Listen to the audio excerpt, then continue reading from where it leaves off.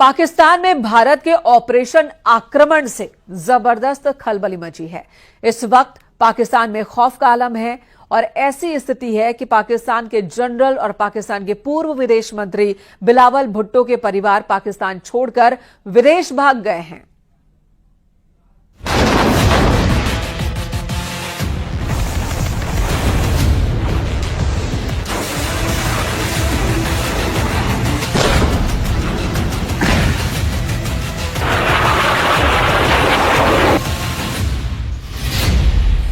Pakistani media का दावा, 3 मई को भारत करेगा हमला। पाकिस्तानी सेना और पाकिस्तान में बैठे आतंकियों के आकाओं की शह पर जिस तरह से 22 अप्रैल को पहलगाम में हिंदुस्तानियों का नरसंहार हुआ है, उसने पूरे भारत को जबरदस्त गम और गुस्से से भर दिया है। भारत सरकार और भारतीय सेना पर पूरी दुनिया की निगाह है कि भारत अपने 27 हिंदुस्तानियों की मौत का बदला कैसे लेगा। इधर दूसरी तरफ एलओसी और पीओके में पाकिस्तानी सेना की कई डिवीजन मोर्चा संभालने के लिए निकल पड़ी है, जबकि पाकिस्तान में मौजूद लगभग सभी चैनल अब दावा करने लगे हैं कि भारत इस बार बहुत बड़ा हमला पाकिस्तान पर करने जा रहा है। भारत में पाकिस्तानी दूतावास के उच्चायुक्त रहे अब्दुल बासित ने तो यहां तक बता दिया है कि भारत 1 से 3 मई के बीच पाकिस्तान पर बहुत बड़ा हमला करने वाला है।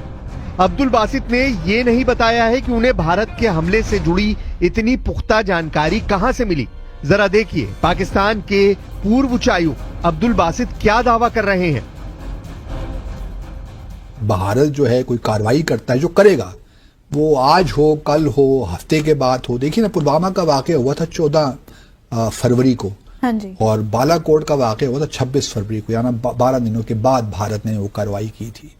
इसी तरह उड़ी का वाकया हुआ था, जहां तक मुझे याद पड़ रहा है 18 या 19 सितंबर को, और भारत ने कार्रवाई जो सो कॉल्ड सर्जिकल स्ट्राइक्स की थी वो की थी 28 सितंबर को। तो भारत का रिकॉर्ड क्लियर है कि 8 से 10 से 12 दिन लेते हैं कोई कार्रवाई करने पे। अगर उसी पैटर्न को रखा जाए तो ये 22 अप्रैल को हुआ, तो आप तवक्को रख सकती हैं कि 21, 2, 1, 2 या कम या 2, इन 3 या मई के पहले हफ्ते में कोई कार्रवाई हो सकती है, या फिर उससे बाद में भी हो सकती है। पाकिस्तानी मीडिया का दावा, टारगेट पर इस्लामाबाद, कराची, रावलपिंडी।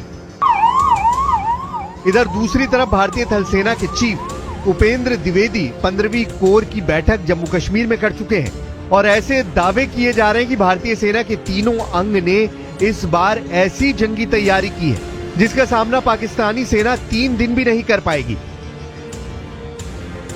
भारतीय सेना की तरफ से जारी की गई तस्वीरें और वीडियो में पाकिस्तान को साफ संकेत दिए गए कि भारत पहलगाम के गुनहगारों को पृथ्वी के आखिरी छोर तक नहीं छोड़ेगा। हम आपको पाकिस्तानी मीडिया में उन गीदड़ भपकी और बचकाने दावों को दिखाते हैं जो साबित करता है कि जब सियार की मौत आती है तो वो शहर की तरफ भागता है। जरा इस वीडियो को देखिए। इसमें पाकिस्तानी चैनल सुनो न्यूज पर पाकिस्तान के रक्षा विशेषज्ञ जफर हिलाली और पाकिस्तान के retired lieutenant general Ghulam Mustafa डींगे मारते हुए भारत पर परमाणु बम से हमला करने की वकालत कर रहे हैं। न्यूक्लियर वेपन्स का टाइम क्या है? आपने अनाउंस कर भी दिया था कि हम हर चीज से लड़ेंगे जो हमारे पास है। आपने मुल्क को कहा था कि घास खाओ, अगर तुम घास खाओगे तो ये वेपन भी हम हासिल कर लेंगे। हमने घास खाया, वेपन हासिल हो गई, तो अब ये वेपन्स हमें इस्तेमाल करने के लिए तैयार होना चाहिए। क्या इंडिया ये मानेगा? देखिए, एक ही तरीका है इंडिया को हराना। वो क्या तरीका है? बात कर रहे हैं आपने हिलाली साहब बड़ा अच्छा कंपैरिजन किया कि कन्वेंशनल जो वॉरफेयर है उसमें तो उनकी अददी बर्तरी है, उनके पास मैन पावर की बर्तरी है। तो आप कह रहे हैं कि नॉन कन्वेंशनल और जो आपका सबसे इंपॉर्टेंट टूल है दैट इज न्यूक्लियर टूल, आप कह रहे हैं वो बाकी रह गया है, उसके अलावा बाकी ऑप्शंस में हम शायद उनको बीट ना कर सकें, ये कह रहे हैं आप? यस, और कोई ऑप्शन हमारा है ही नहीं, ओनली न्यूक्लियर ऑप्शन। और हमारे पास 160 न्यूक्लियर वॉरहेड्स हैं। एक ही तरीका है हिंदुस्तान को जीतने से रोकना।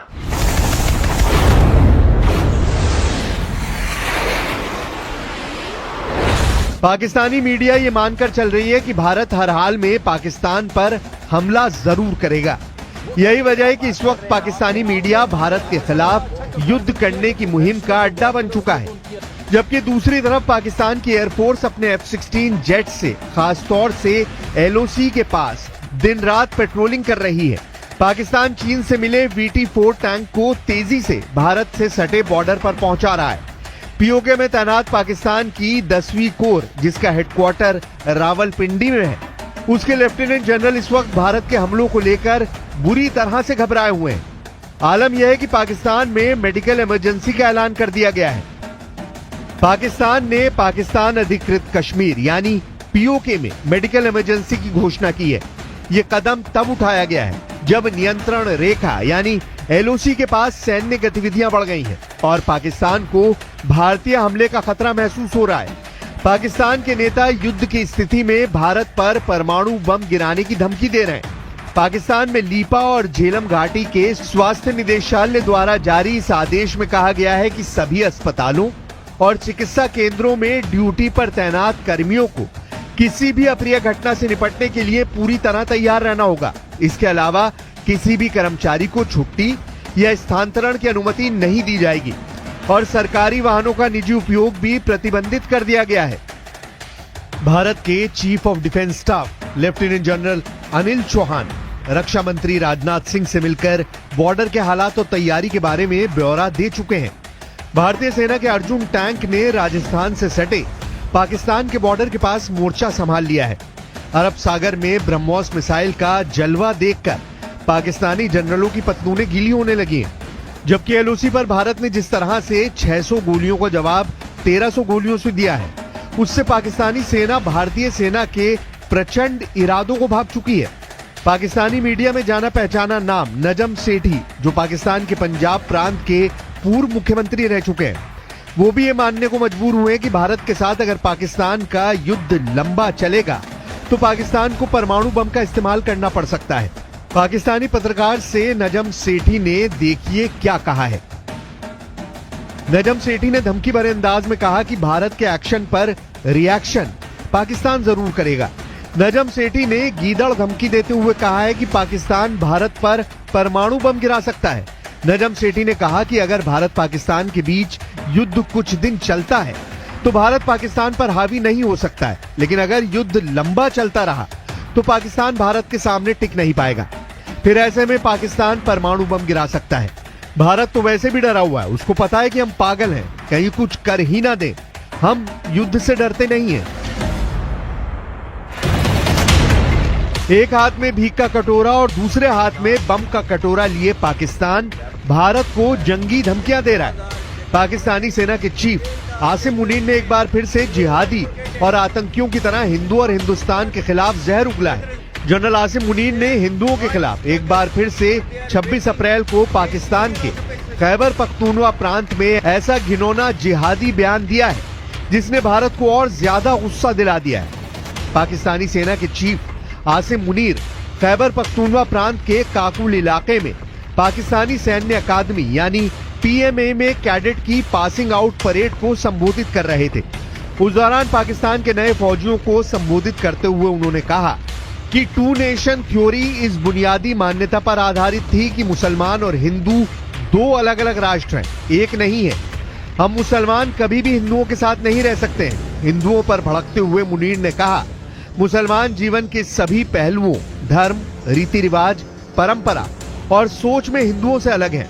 पाकिस्तान कई कुर्बानियों के बाद हासिल हुआ है और इसे सुरक्षित रखना सशस्त्र बलों का कर्तव्य है। हमारे पूर्वजों ने पाकिस्तान के निर्माण के लिए बहुत बड़ी कुर्बानियां दी हैं। हम जानते हैं कि इसकी रक्षा कैसे करनी है। हम आपको बता दें कि 16 अप्रैल 2025 को जनरल मुनीर ने कहा था कि कश्मीर हमारे गले की नस है और हम इसे हासिल करके रहेंगे। हिंदुओं को कश्मीर से खदेड़ेंगे। 16 अप्रैल को दिए गए मुनीर के इसी भाषण के बाद 22 अप्रैल को पहलगाम में 27 हिंदुस्तानियों को पाकिस्तान के आतंकियों ने गोलियों से भून दिया था। Government stance on Kashmir is absolutely clear. It was our jugular vein. It is our jugular vein. We will not forget it, and we will not leave our Kashmiri brethren in their heroic struggle, what they are waging against the Indian occupation. Border पर तनाव जबरदस्त हो गया है। भारत की सेनाएं पाकिस्तान की हर करतूत का मुंह तोड़ जवाब दे रही हैं, जबकि जम्मू कश्मीर में मौजूद जिहादी और आतंकियों के घरों को भारतीय सुरक्षा बल धमाकों से उड़ा रहे हैं। एक एक आतंकी और उनके आकाओं के घरों के चीथड़े उड़ाए जा रहे हैं। अभी तक कश्मीर में 12 के करीब आतंकियों के घरों को मिट्टी में मिलाया जा चुका है। इधर जो आंकड़े भारत और पाकिस्तान की सैन्य और आर्थिक ताकत को लेकर सामने आए हैं, वो हैरान करने वाले हैं। इन आंकड़ों के मुताबिक भारत पाकिस्तान को 7 दिन की जंग में घुटनों पर ला देगा। कुछ एक्सपर्ट्स का तो यहां तक दावा है कि पाकिस्तानी सेना भारतीय सेना के सामने 3 दिन भी नहीं टिक पाएगी। जरा ये आंकड़े देखिए।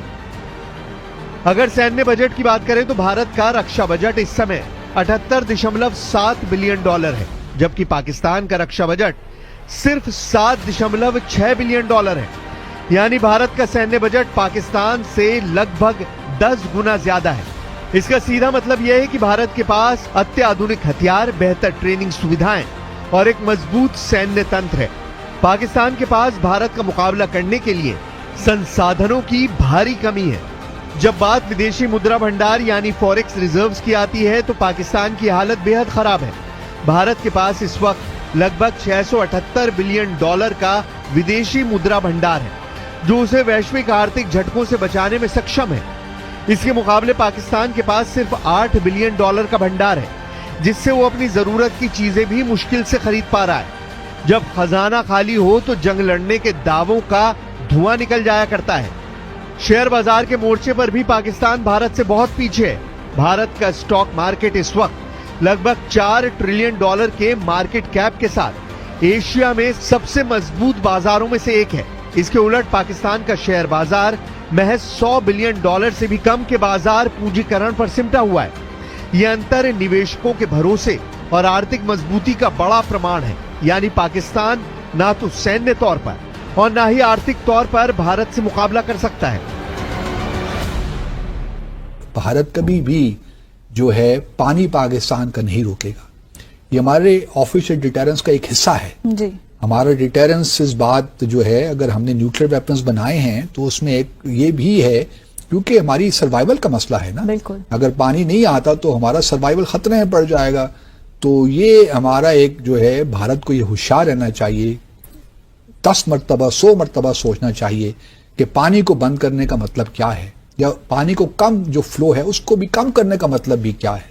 सही। अगर 133 मिलियन एकड़ फीट से एक कतरा भी कम हो गया तो फिर भारत को ख्याल रखना चाहिए। और अगर यहाँ पे पानी नहीं बहता इन दरियाओं में तो फिर खून तो बहेगा, क्योंकि और तो कुछ हमारे पास उसका इलाज नहीं है। तो टैक्टिकल न्यूक्लियर वेपन्स नस्ल जो है हमने सिर्फ दिखाने के लिए रखे हुए, उसका कुछ इस्तेमाल का अगर वक्त आया तो वो इस्तेमाल भी होंगे। इधर पाकिस्तान के प्रधानमंत्री शहबाज शरीफ युद्ध की धमकी दे रहे हैं। पाकिस्तान के पूर्व विदेश मंत्री बिलावल भुट्टो सिंधु नदी में खून की नदी बहाने के दावे कर रहे हैं। रक्षा मंत्री ख्वाजा आसिम खुद मान रहे हैं कि पाकिस्तान आतंकियों का अड्डा बन चुका है, जिसकी कीमत पाकिस्तान को भुगतनी पड़ सकती है। We had no extremism at all. We were a very tolerant society. It was made to, the society was then, the whole ethos of the society was changed to support the jihad, and this was jihad which was invented by the West. It was not a jihad, it was a power struggle between two superpowers. कुल मिलाकर तबाह पाकिस्तान अगर भारत से जंग करना चाहता है तो यकीन मानिए इस बार पाकिस्तान दुनिया के नक्शे से जरूर मिट जाएगा।